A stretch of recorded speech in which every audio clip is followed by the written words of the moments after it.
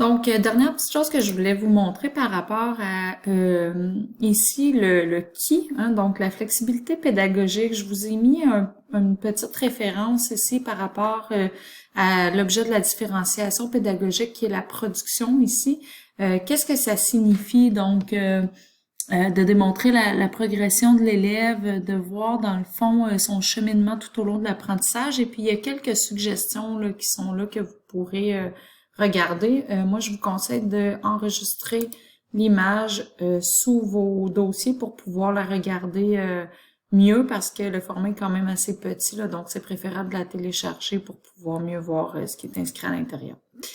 Maintenant, on serait rendu à la fréquence et la durée. Donc, pour cette partie-là de la planification de la séquence d'enseignement, dans le fond, on va essayer quand même de se faire une idée. Ça peut être global, ça peut être très précis, ça dépend de vos besoins, mais d'avoir au moins une idée de comment on peut organiser la séquence d'enseignement sur une période de temps donnée. Donc ici, moi, je proposais une période de 3 semaines pour réaliser cette séquence d'enseignement-là. Chacune des activités planifiées dans cette séquence sera prévue au calendrier et la durée sera indiquée à l'intérieur du canevas de planification de l'enseignant. Donc, je vais vous montrer tout de suite après là, le canevas de planification que je vous ai suggéré. Encore là, c'est simplement une proposition. Vous pourrez l'ajuster à vos besoins.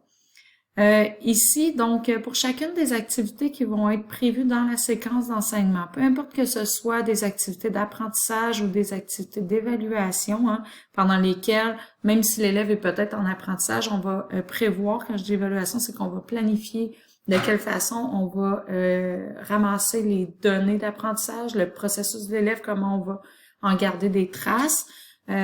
Donc, l'enseignant va planifier toutes les modalités. Il va pouvoir mieux évaluer de cette façon-là par triangulation.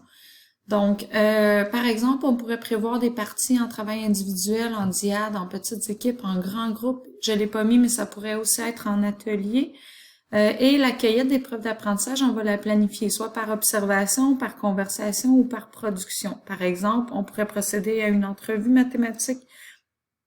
On pourrait demander un enregistrement audio-vidéo, une photographie du travail, une production écrite en lien avec le travail, un dessin, une maquette, et là, il pourrait y avoir d'autres options possibles. On pourrait aussi utiliser les outils numériques pour garder des traces du cheminement de l'élève et puis pouvoir porter notre jugement en évaluant par triangulation. Donc, ce qui est important de savoir, c'est que quand on planifie la séquence, on planifie aussi de quelle façon on va évaluer, de quelle façon on va garder des traces, et on pourrait aller plus loin en planifiant aussi la rétroaction. Donc, on le verra tantôt dans le Canva. On est rendu ici au contenu de la SA. Donc, je voulais vous mentionner que ici, si vous appuyez sur le dossier, vous avez un lien directement vers notre groupe Teams dans lequel j'ai déposé tous les documents portant sur cette séquence d'enseignement et d'apprentissage présente ici. Okay? Ici, c'est comme un résumé, dans le fond. Donc ici, pour le contenu de la SA, le contenu des situations d'évaluation, la rétroaction et la régulation, on va aller voir directement, là, quand vous allez cliquer, vous allez avoir directement un lien vers le Teams. Pour que ce soit plus facile et plus visible, je vous le montre sur mon document Word que j'ouvre ici. Donc, la planification de la séquence ici. Donc, on a la fête hivernale. On disait tantôt que c'est une planification à rebours. Donc, je prends mon activité principale, hein, qui est mon évaluation sommative, celle que je vais faire à la toute fin du projet, et je la planifie en premier. Par la suite, je vais pouvoir aller planifier les activités subséquentes qui vont amener l'élève à développer ses compétences, qui vont l'amener à développer ses savoirs aussi, que je vais pouvoir évaluer ou non. Peut-être que certaines de ces activités-là en cours de séquence vont être évaluées, d'autres non. Donc, art et géométrie.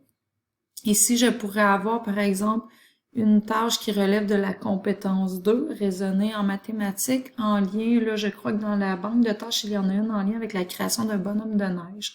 Donc, ce serait pertinent ici, par rapport au petit projet que je leur propose, qui est de préparer une fête hivernale. Donc, si je veux que tout ça s'accorde ensemble et je veux donner du sens pour les élèves, dans le but de planifier la fête hivernale, hein, qui les amène à résoudre une vraie situation problème, je pourrais aussi faire une activité d'art et géométrie qui va nous permettre de préparer des cartons d'invitation pour la fête Et je l'ai pas mis, mais on pourrait continuer comme ça en disant, ben, on a une autre activité qui est de planifier une des petites activités qui vont être offertes aux élèves pendant la fête hivernale, qui va être de construire un bonhomme de neige. Et là, j'aurai une tâche de compétence 2 ici à faire compléter aux élèves. Je pourrais évaluer toute ma tâche de compétence 2 ou simplement un ou deux critères, dépendamment de la grille que je vais vouloir utiliser, soit des grilles descriptives, des grilles d'observation, grille de commentaires, grille d'entrevue. Donc, c'est vraiment la grille qui va déterminer, qui va être cohérente avec mon besoin d'évaluation. On pourra en reparler. Là. Je sais que tout ça semble très flou, peut-être encore pour certains, mais ça va se préciser graduellement. Donc, mon intention, je l'ai mentionné tantôt. À qui ça s'adresse, on en a parlé tantôt. Donc, c'est tous les élèves de, par exemple, du groupe 401. On a des élèves EHDA. Et là, tantôt, je mentionnais qu'on peut, à l'intérieur du qui, préciser pour l'enrichissement, la différenciation pédagogique, particulièrement là, les besoins, les mesures d'adaptation, la flexibilité pédagogique, et pour s'assurer de répondre aux besoins de nos élèves. Le quand, ben ici, je l'ai un petit peu plus précisé. Donc, on va faire une mise en contexte, une présentation du projet général aux élèves. Donc, il faut le planifier dans le temps. On va avoir des parties, donc réalisation de cartons d'invitation, calcul de la quantité de coupons nécessaires pour la fête, conception de sacs surprises pour la fête. Donc, toutes ces parties-là font partie de la préparation de la fête et permettent aux élèves de développer la compétence 1 et d'être évalués par rapport à la compétence 1. En individuel, ici, on a apporté un peu plus de précision. Donc, l'idée, c'est de se faire un plan qui nous convient pour savoir où on s'en va avec les élèves. Ce qui est intéressant de prendre le temps de planifier par écrit comme ça dans un tableau, c'est qu'on en garde des traces, là, advenant qu'on doit s'absenter, qu'on tombe en congé de maladie, une absence prolongée, advenant que l'année prochaine, on veut retravailler notre planification. Donc, tout est là. Donc, individuel, activité concrète et problèmes réels. Matériel disponible, ici, on peut se faire une petite liste de matériel. Flexibilité pédagogique, je vous ai mis des exemples. Donc, par exemple, on pourrait être en flexibilité pédagogique par rapport au processus. Donc, présentation de vidéos d'un carnaval d'hiver pour représenter le travail dans la mise en contexte. On pourrait être en flexibilité par rapport au processus. Donc, la tâche, elle est concrète. On a décidé de faire une situation problème réel à résoudre avec de la manipulation du matériel lié à la situation pour donner du sens aux élèves. C'est une forme de flexibilité pédagogique. Ça s'adresse à tout le monde. C'est une mesure universelle qui va aider à la réussite. Le résultat attendu et la production pourraient aussi être relevé de la flexibilité pédagogique. Donc, remise des cartes d'invitation aux élèves de premier cycle. Donc, on va fabriquer en 4e année des cartons d'invitation et les remettre aux élèves du premier cycle. Préparation des sacs surprises qui vont être remis aux participants de la fête hivernale. Validation de la quantité de coupons nécessaires pour la réalisation de la fête, l'organisation. Et dans les mesures d'adaptation, ben on a le tiers du temps de plus pour certains élèves et l'enrichissement. Je l'ai mis ici parce que j'avais de l'espace pour la flexibilité pédagogique, mais vous pouvez, comme mentionné tantôt, là, le mettre aussi dans le qui ici avec vos élèves. C'est comme vous préférez. Par rapport au quoi, donc moi je suis dans l'évaluation. Ici, je mettrais évaluation comme ça. Ici, on peut le mettre en jaune ou aller le cocher. De la compétence 1 en mathématiques. Les concepts mathématiques qui sont ciblés par cette tâche, j'ai fait une petite liste ici parce que je sais que je vais devoir m'assurer là, que la majorité a été vue par les élèves et qu'il y a eu un retour, au moins revenir sur les connaissances antérieures et activer ce qu'ils connaissent déjà, puis aller valider avec eux là, en faisant des petites activités d'apprentissage. Je pourrais aussi me planifier la semaine précédente des ateliers en classe portant sur ces concepts mathématiques-là pour voir si mes élèves sont à l'aise. Ça me permettrait de cibler, par exemple, d'écrire des quadrilatères. Mon atelier qui portait sur ce sujet-là a été moins bien réussi que mes autres ateliers, donc je vais y revenir davantage. Ça peut me permettre de réguler mon enseignement pour mieux répondre à leurs besoins avant de proposer le projet de la fête hivernale. Ensuite de ça, ici, je vais planifier ma rétroaction. Donc, cette colonne-là, souvent, on la planifie pas. Moi, je vous encourage à le faire si vous le pouvez, si le temps vous le permet, parce que de planifier la rétroaction, ça va vous permettre de varier vos méthodes de rétroaction, puis de surtout mieux garder des traces. Donc ici, j'ai prévu une discussion après la mise en contexte en grand groupe, une auto-évaluation et un retour avec l'enseignant après la partie 1, donc le plan des cartons d'invitation, ici, partie 1, une fois que ça va être réalisé, une petite auto-évaluation, retour avec l'enseignant. Après la partie 2, qui était le calcul de la quantité des coupons nécessaires, on aurait à ce moment-là une discussion sur la quantité de coupons en grand groupe, un retour en grand groupe, une modélisation. Puis après la partie 3, conception des sacs à surprise. Donc, on aurait une rétroaction par les pairs ici. Une discussion à la fin aussi à planifier, retour sur la planification de la fête en grand groupe à la fin de l'activité. Donc, c'est écrit de l'activité d'évaluation, mais à la fin aussi du projet, là, pour faire un retour sur qu'est-ce qui s'est bien déroulé, qu'est-ce qui avait été bien planifié ou non, les erreurs qui ont été commises, les stratégies utilisées là, pour pouvoir éventuellement résoudre une nouvelle tâche de compétence 1, une nouvelle situation problème, là, puis de s'améliorer là-dedans là, en tant que groupe scolaire ou en tant qu'élève. Ici, je vais vous donner un exemple autre de une activité qui ferait partie de la séquence. Je pourrais choisir de l'évaluer ou non. Si je choisis de l'évaluer, je peux varier mes modalités d'évaluation. Donc, je peux décider de garder seulement des traces d'observation ou de production ou de conversation. Donc ici, j'invite les élèves à produire leur carton d'invitation pour la fête. Ils vont utiliser des nouveaux médiums. Donc, c'est vraiment une activité d'art plastique. Vous aviez vu que ici devait le réaliser. Donc ici, c'était l'étape du plan. Tandis que ici, ils vont le faire vraiment sous forme artistique dans le cadre du cours d'art.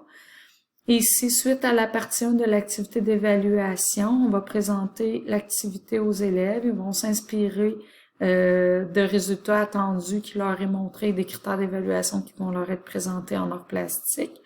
Ils vont réaliser les cartons. Là, on pourrait se mettre un échéancier. Et ils vont présenter les cartons aux élèves de première année là, pour les inviter à la fête. Ici, on pourrait mettre la durée totale là, de cette activité. Le matériel à prévoir, la flexibilité pédagogique.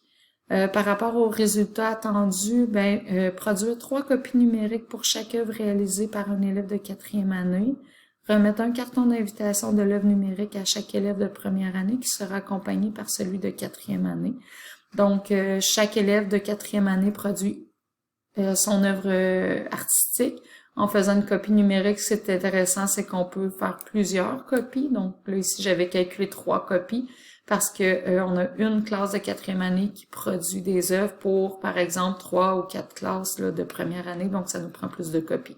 Là, le calcul, vous pouvez l'ajuster, puis ajuster tout le contenu, en fait, de la séquence en fonction de votre réalité, si c'est une activité que vous aimeriez vivre l'année prochaine avec vos élèves, là, dans le cadre d'un petit projet scolaire, par exemple. Donc ici, on est en compétence 1 en art plastique, produire une œuvre artistique. On pourrait choisir de l'évaluer ou non. Ici, je l'ai pas mis, mais vous pourriez aussi dire je vais l'évaluer par exemple, par grille d'observation. Et je vais aussi évaluer la production en tant que telle artistique. Là. Donc ici, j'aurais comme 2 types d'évaluation qui seraient là, que je pourrais indiquer. Voilà. Oups. Ensuite de ça, par rapport au contenu ciblé en art, je n'ai pas fait la liste, mais ce serait bien d'aller voir exactement qu'est-ce qui peut être observé, là, puis ça pourrait nous aider à créer notre grille d'observation. Donc, on va aller voir un petit peu comme on le fait en mathématiques. Ici, on va voir dans la PDA les concepts mathématiques qui sont reliés à la tâche de compétence 1 ciblée. Ici, on verrait quels gestes peuvent être appropriés par rapport à la tâche en lien avec la compétence 1 en art plastique. On se fait une petite liste et on inclut ça dans une grille d'observation et une grille d'évaluation de la production. On pourrait demander aux élèves de prendre en photo leur œuvre là, pour que ce soit plus facile pour nous ensuite d'évaluer aussi la production. Et la rétroaction ici qui est prévue par la suite. Donc, j'espère que tout ça va vous aider à comprendre un petit peu comment la séquence peut s'organiser à travers le temps. Là. Donc, je vous ai présenté les 2 parties ici, le contenu des situations d'apprentissage et de situations d'évaluation que j'ai mis en commun ensemble sur une même séquence. On pourrait aussi les différencier, là, si on voulait, on pourrait les séparer.